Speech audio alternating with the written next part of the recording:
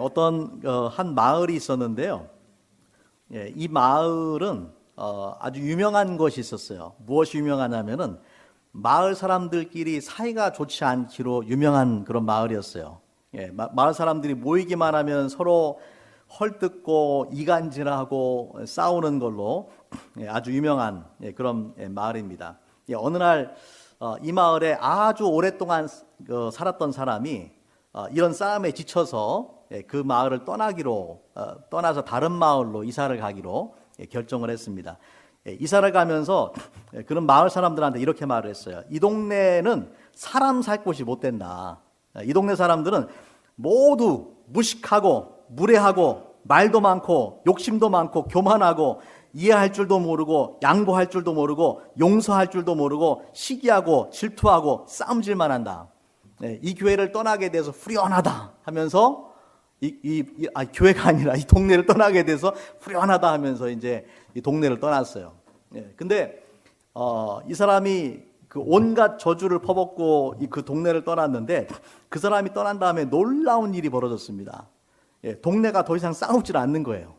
동네가 아주 조용한 동네가 되고 싸움도 안 하고 깨어진 관계들이 회복되어지고 가장 살기 좋은 동네가 돼버렸어요. 왜 그럴까요? 그 사람이 없어져가지고 다른 사람들 다 욕했는데 이 동네는 살 동네가 못 된다 하면서 다른 사람들을 욕했는데 알고 보니까 그동안 있었던 모든 문제가 자기 때문에 생긴 문제인데 그걸 알지 못하고 다른 사람들만 비판을 했다는 이야기죠. 웃지 못할 이야기지만은 이런 일이 교회에서도 일어날 수가 있습니다. 여러분, 사람 사는 곳에는 어디나 갈등이 존재합니다. 여러분이 갈등 없는 곳에 사람들하고 부딪히지 않고 갈등 없는 곳에 살고 싶다 그러면요, 갈 데가 한 군데밖에 없어요. 어디예요? 공동묘지로 가시면 돼요. 공동묘지 가면 조용해요. 갈등이 없어요. 하지만 사람 사는 곳이면은 어디든지 갈등이 있고 교회도 예외가 아닙니다. 중요한 것은 우리가 어떻게 이런 갈등이 완전히 없는 교회를 만드는 것은 어렵고요.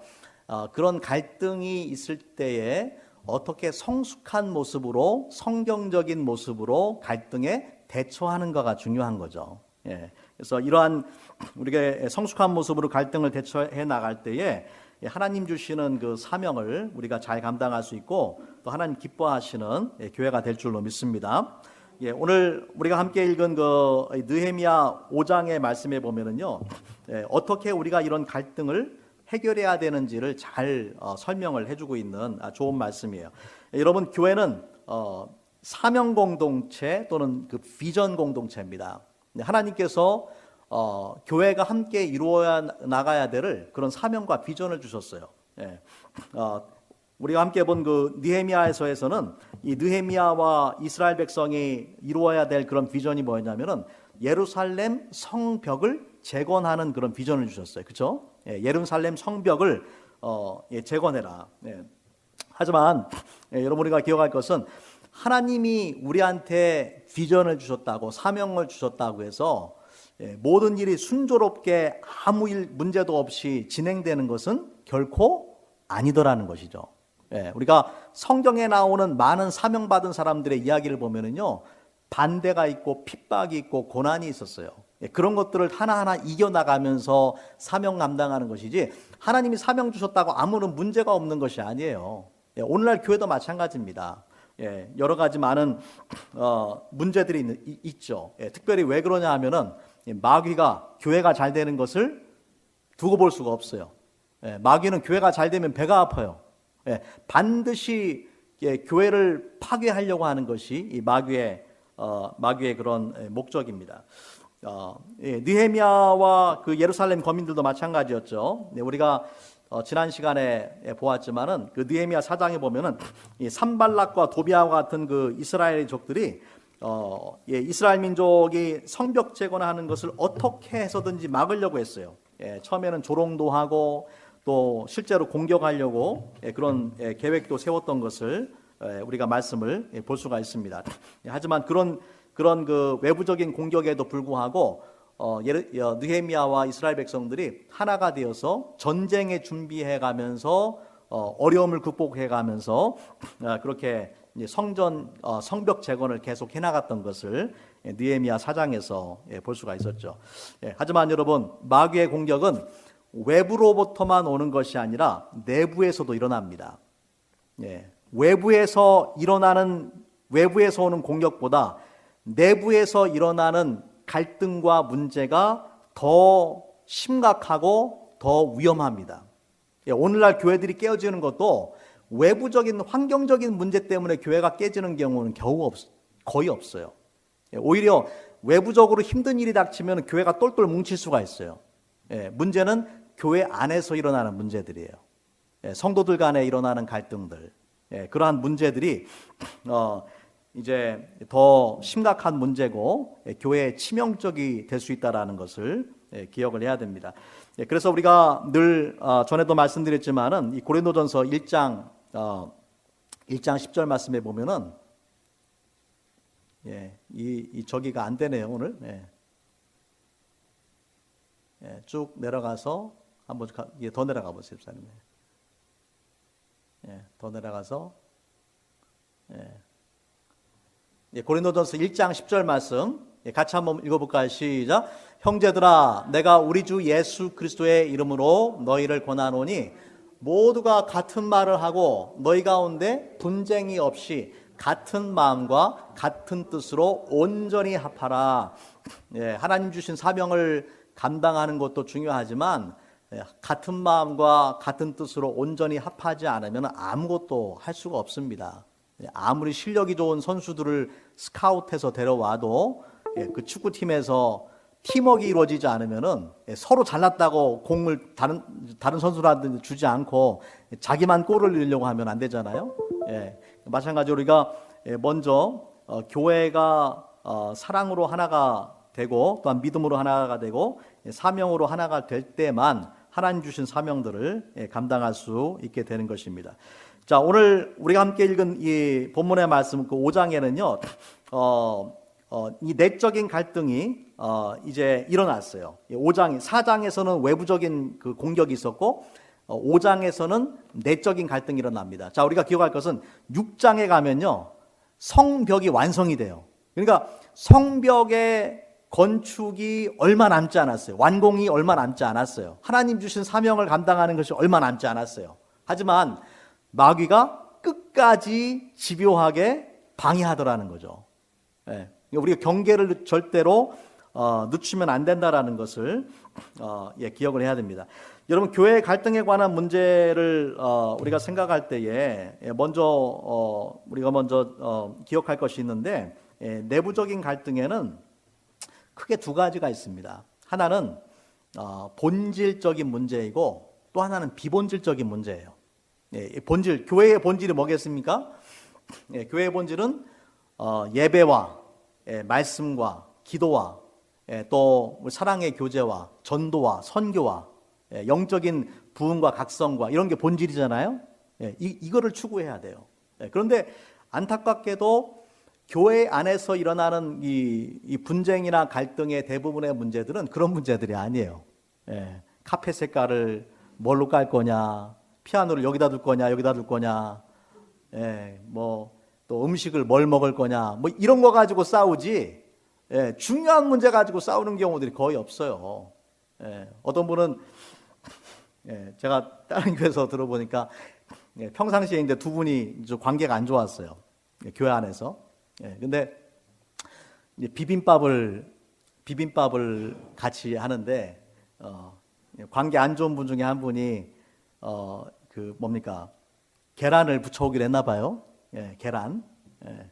근데 관계 안 좋은 사람, 그분이 이제 계란을 부쳐왔는데, 비빔밥에 먹기 좋게 좀 반숙으로 해와야 되는데, 완숙을 해온 거예요. 완전히 다 이렇게, 해온 거예요. 그러니까 그거 가지고, 막 투덜대고 막 비판을 한 거예요. 다른 분이.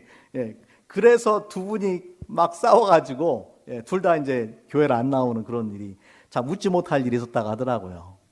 실제로 있었던 일입니다. 그게 뭐라고, 그냥 좀 완숙이면 어떻고 반숙이면 어때? 그냥 먹으면 되잖아요. 예? 근데 그게 뭐라고 그걸 가지고 싸우고 교회를 안 나와요. 예. 우리가 이런 얘기 들으면요, 참 그 사람들도 어리석다라고 생각하는데, 내가 그 속에 있으면은 못 볼 때가 많아요. 무슨 말인지 아세요? 예. 나도 비슷한 일들 경험을 할 때에 내가 그 속에 있으면은 나를 객관적으로 보지 못할 때가 많다. 예.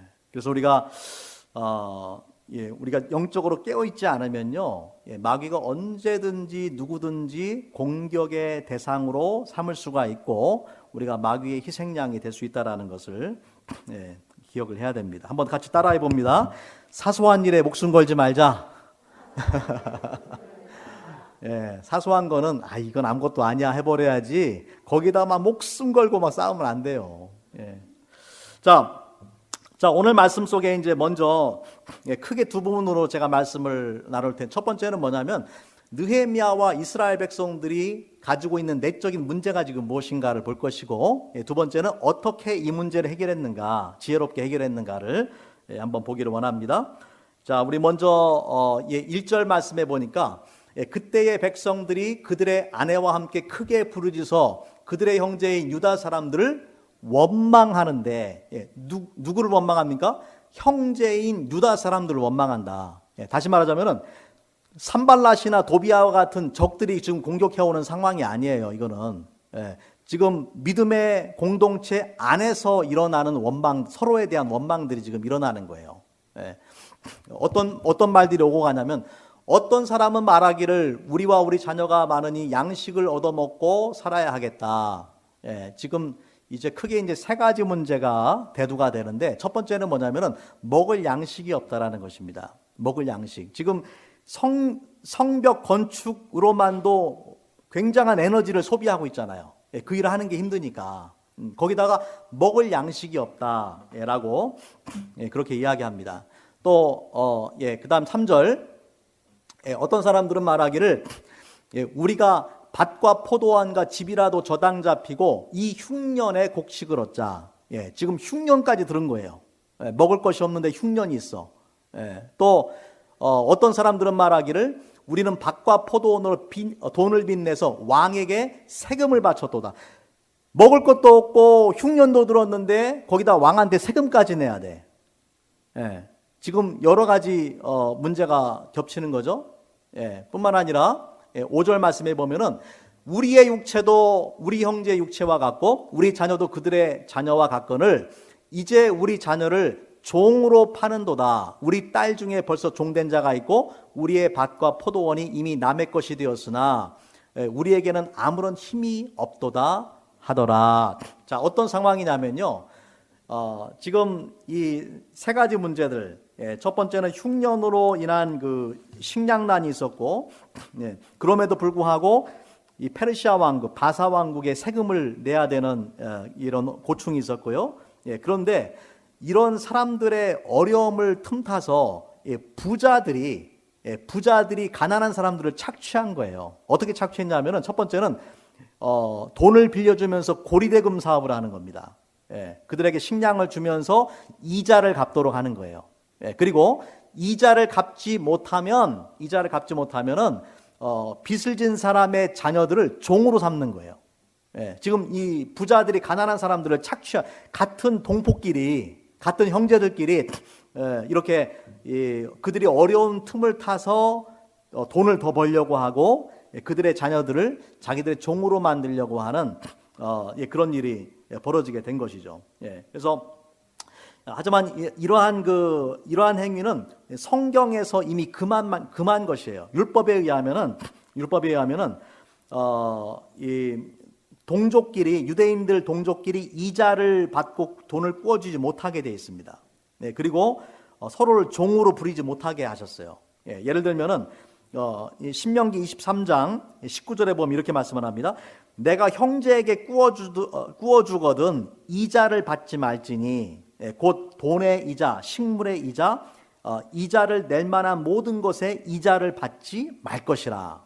그러니까 율법에 의하면은 이방인들한테 돈을 꾸어줄 때는 이자를 받아도 돼요. 근데 같은 유대인들한테 돈을 꾸어줄 때는 이자를 받지 말아라. 그렇게 명령을 했거든요. 또 레위기 25장 39절에 40절 말씀에 보면 이렇게 말씀을 합니다.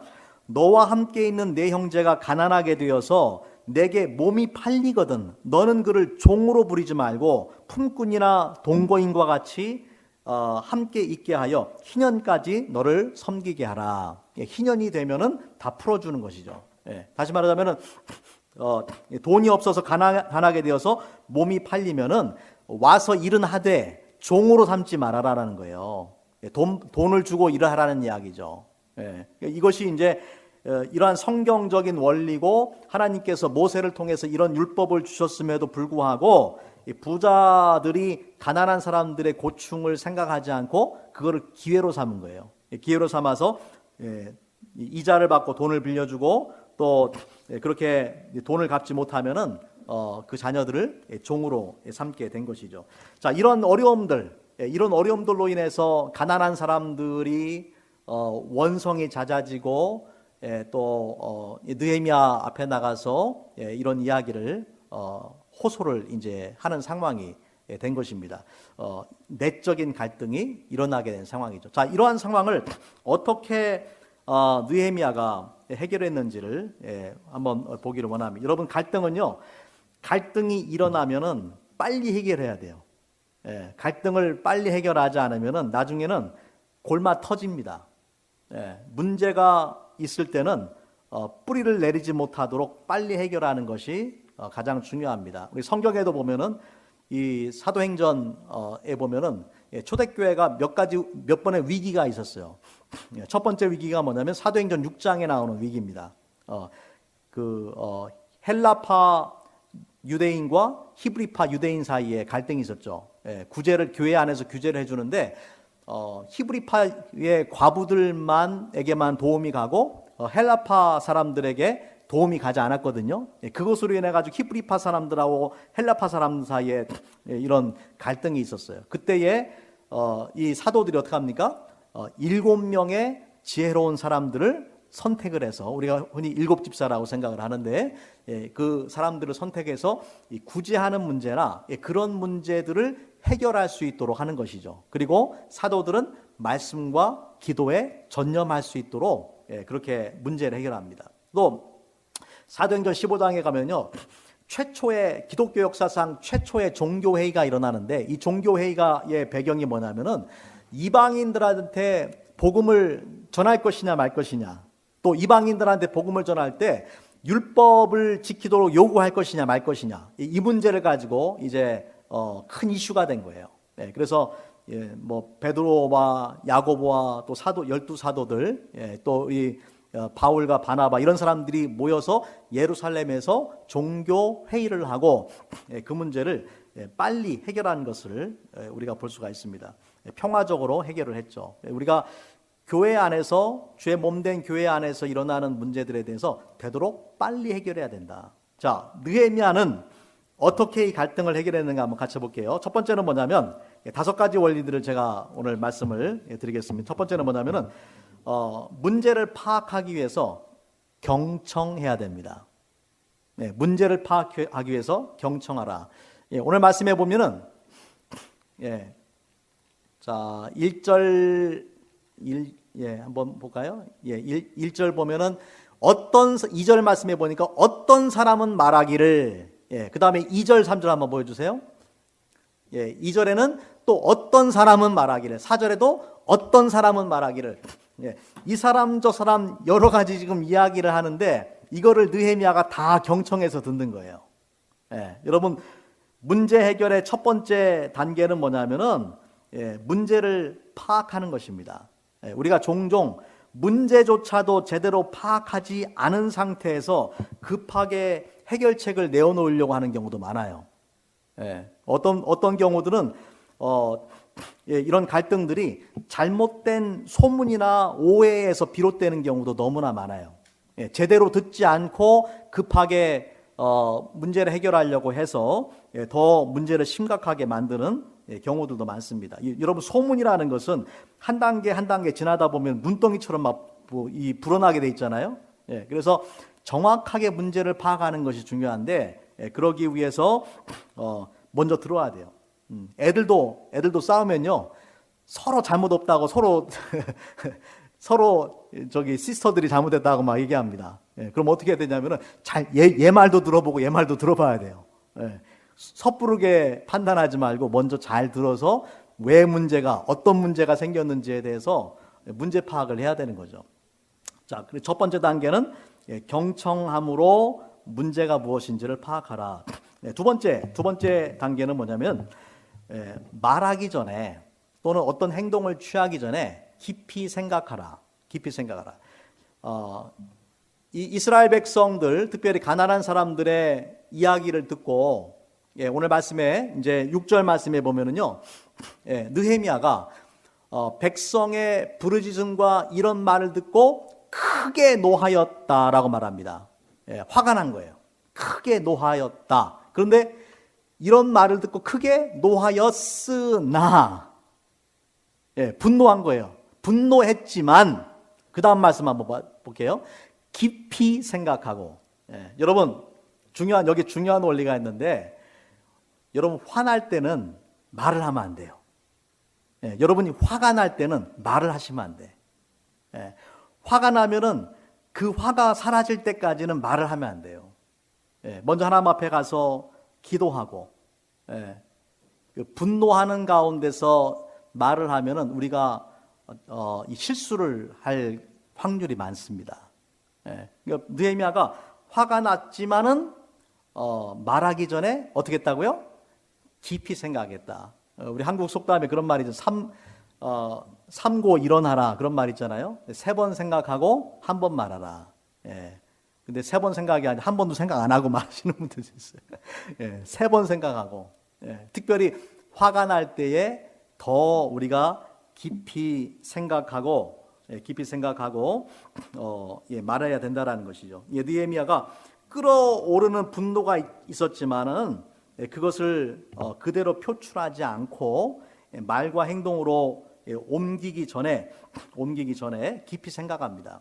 잠언 29장 11절 말씀 같이 한번 읽어볼까요? 잠언 29장 11절 말씀. 어리석은 자는 자기의 노를 다 드러내어도 지혜로운 자는 그것을 억제하느니라. 성경 말씀이에요. 분노가 일어날 때에 드러나지 말고 그것을 억제하라. 그래서 이 느헤미야가 깊이 생각했어요. 이 문제를 어떻게 해결해야 되는가를 생각한 거죠. 자, 세 번째 중요한 원리는 당사자들을 대면해서 문제를 해결하는 것입니다. 오늘 말씀의 그 7절 말씀에 보면은 깊이 생각하고 귀족들과 민장들을 꾸짖어 그들에게 이르기를 너희가 각각 형제에게 높은 이자를 취하는도다 하고 대회를 열고 그들을 쳐서 그렇게 말씀을 하죠. 다시 말하자면 그 일에 연루된 사람들에게 직접적으로 대면해서 말하는 거예요. 여러분, 당사자가 없는 데서 말한다든지 뒤에서 수근수근 한다든지 비방하는 말을 하면 안 됩니다. 우리가 조심해야 되는 거예요. 이런 걸 전문용어로 호박식 간다고 그래요. 호박식 하면 안 돼요. 당사자에게 직접 이야기하라. 갈등이 있으면 갈등에 문제가 된 사람들에게만 직접적으로 대면해서 이야기를 해야 돼요. 그래야지 문제가 더 퍼지지가 않아요. 우리 종종 당사자가 아닌 사람들한테 자꾸 이 이야기 저 이야기를 해서 문제가 생길 때가 많죠. 마태복음 18장에 보면 예수님께서도 교회 안에서 갈등이 일어나고 문제가 일어날 때 그 사람에게 가서 이야기하라라고 그렇게 말씀하셨어요. 그것이 이 성경적인 그런 원리입니다. 오늘 말씀 속에 느헤미야는 문제의 원인이 되었던 귀족들과 민장들을 불러서 그들을 책망합니다. 그리고 그들이 느헤미야의 말에 순종합니다. 우리가 잘못했습니다라고 스스로 그것을 이제 깨닫고 느헤미야에게 순종하는 것을 볼 수가 있습니다. 자, 네 번째 중요한 원리는 구체적이고 단계적인 해결책을 제시하는 거예요. 느헤미야가 이런 문제에 대해서 당사자들한테 말하고 그 당사자들이 수긍을 하니까 구체적인 방안을 내놓습니다. 예를 들면 10절 말씀에 보면은 이자 받기를 그치자. 더 이상 이자를 받지 말자. 예. 또 꾸어온 곳에 100분의 1을 돌려보내라. 이야기는 그 이자 받은 것을 돌려줘라. 11절 말씀에 보면은 그렇게 이제 실제적인 해결책을 제시하고 그들로 맹세를 하게 됩니다. 뿐만 아니라 12절 말씀에 보면은 그들이 말하기를 우리가 당신의 말씀대로 행하여 돌려보내고 그들에게서 아무것도 요구하지 아니하리이다 하기로. 거기서 끝나는 게 아니라 내가 제사장들을 불러서 그들에게 그 말대로 행하겠다고 맹세하게 하고 정확하게 문제 해결을 제시하고 거기에 대해서 이제 확실하게 하는 것을 볼 수가 있죠. 그래서 지금 이제 네 가지를 제가 말씀드렸는데 첫 번째는 뭐였어요? 경청하라. 문제를 파악하기 위해서 경청하라. 두 번째는 깊이 말하기 전에 깊이 생각하라. 세 번째는 당사자들을 대면하라. 네 번째는 구체적인 단계적인 해결책을 제시하라. 다섯 번째 마지막으로 중요한 원리가 있습니다. 이런 교회 안에서 갈등 해결, 이것이 뭐 개인과 개인 사이의 갈등이 될 수도 있고 단체와 단체 사이의 갈등이 될 수도 있어요. 하지만 어떤 경우가 됐든지 간에 우리가 갈등 해결을 함에 있어서 기억해야 될 넘버 원이 있습니다. 가장 중요한 게 9절 말씀 우리 같이 한번 보기 원합니다. 9절만 같이 한번 읽겠습니다. 시작. 내가 또 이르기를 너희의 소행이 좋지 못하도다. 우리의 대적 이방 사람의 비방을 생각하고 우리 하나님을 경외하는 가운데 행할 것이 아니냐. 너희의 소행이 옳지 못하다. 너희가 이렇게 해서 믿음의 공동체 안에 갈등이 생기고 문제가 발생하면은 우리의 대적인 이방 사람들이 비방할 것이 아니냐. 여러분, 오늘날 교회가 싸우고 교회가 깨지고 하나님 주신 사명을 감당하지 못하면 누가 제일 좋아하겠어요? 마귀가 좋아하죠. 마귀가 뒤에서 낄낄대고 있어요. 마귀가 이렇게 조종하는데도 자기가 마귀의 조종을 받는 것도 모르는 사람들이 많이 있어요. 그게 오늘날 교회의 현실이에요. 사명 감당하는 건 그만두고 아무것도 아닌 문제를 가지고 그 소중한 시간과 에너지와 그런 걸 다 낭비하고 있단 말이에요. 어떤 사람들이 버스 안에서 막 심하게 다투고 있었답니다. 좁은 공간에서 다른 사람들 생각하지 않고 막 소리 지르면서 싸우니까 함께 했던 그 어떤 중년 승객이 참다 못해서 다음 정거장에서 내리면서 그렇게 말했다고 하죠. 여기가 교회인 줄 알아? 여기가 교회인 줄 알아? 여기가 국회인 줄 알아가 아니라 여기가 교회인 줄 알아? 참 씁쓸한 이야기죠. 그만큼 교회가 세상을 걱정하는 시대가 아니라 세상이 오히려 교회를 걱정하는 시대가 됐다라는 것입니다. 세상 사람들이 교회를 걱정하는 시대가 됐어요. 우리가 어떤 문제 해결을 함에 있어서 늘 기억해야 될 것은요, 하나님의 명예입니다. 하나님의 명예예요. 나의 말과 행동에 하나님의 명예가 달려 있다라는 걸 생각하세요. 우리 말씀 같이 한번 보겠습니다. 로마서 3장 23절, 24절 같이 읽겠습니다. 시작. 율법을 자랑하는 내가 율법을 범함으로 하나님을 욕되게 하느냐. 기록된 바와 같이 하나님의 이름이 너희 때문에 이방인 중에서 모독을 받는도다. 보세요. 지금 느헤미야가 했던 말하고 똑같은 말이죠. 그죠? 너희 때문에 너희 대적이 이게 비방을 받는다. 너희 대적들이 너희들을 얼마나 비웃겠냐. 하나님 일 한다고 모여가지고 하더니만 결국 지들끼리 싸우는구나 라고 하지 않을 것이냐는 것이죠. 오늘날 교회도 마찬가지예요. 우리가 하나님의 사랑을 강조하고 또 하나님 주신 사명을 이룸에 있어서 먼저 교회가 믿음으로 사랑으로 하나 되지 못하면은 하나님의 이름이 너희 때문에 불신자들 가운데서 모독을 받는다라고 성경은 말씀하는 것입니다. 예. 같이 한번 따라해 볼게요. 하나님의 명예가 나에게 달려 있다. 기억하십시오.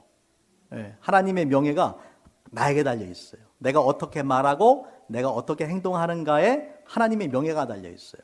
예. 저는 우리 사랑교회가 하나님께서 기뻐하시고 또 하나님 주신 사명을 잘 감당할 수 있는 교회가 되길 바랍니다.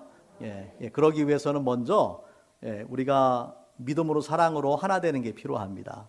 다른 사람의 잘못을 지적하기 전에 나를 먼저 생각하고 또 문제를 경청하고 또 화내기 전에 먼저 깊이 생각하고 또 당사자들과 함께 이야기하고 또 이 모든 구체적인 그런 해결책을 제시하고 뿐만 아니라 이 모든 일을 함에 있어서 하나님의 영광, 하나님의 명예를 생각을 해야 될 줄로 믿습니다.